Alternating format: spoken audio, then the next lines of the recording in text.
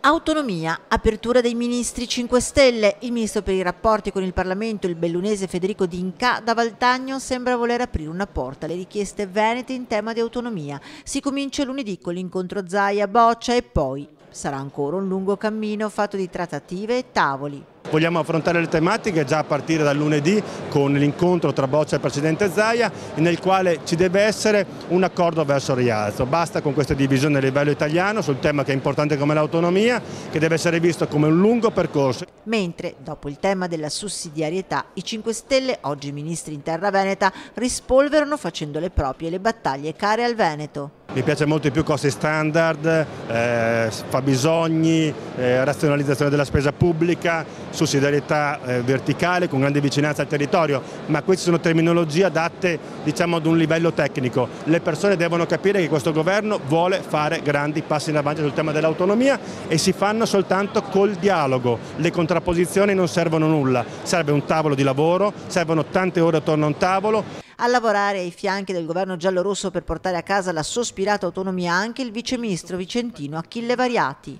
Sono anche uno legato fortemente alla nostra terra, so che esiste una questione del nord, so che esiste una legittima richiesta di maggiore autonomia, so tutto questo e quindi cercherò di rendermi utile, anche al di là della mia delega al Viminale. Autonomia che si lega anche al lavoro, all'impresa e ha scelto Valdagno, il neo ministro dello sviluppo economico Stefano Patuanelli, per la sua prima uscita ufficiale. Non è la sua materia l'autonomia, ma è convinto che si debba fare, ma la sua presenza vuole essere soprattutto un segnale a quella che viene da tutti considerata la locomotiva del paese. Ho visto però ancora una scarsa fiducia in quello che può fare il governo per loro. Io spero di ridar loro fiducia in un lasso di tempo che sarà certamente non brevissimo, perché ci sono tante cose da fare, ma certamente non potrà essere troppo lungo, perché rischiamo che queste persone non riescano più a fare impresa.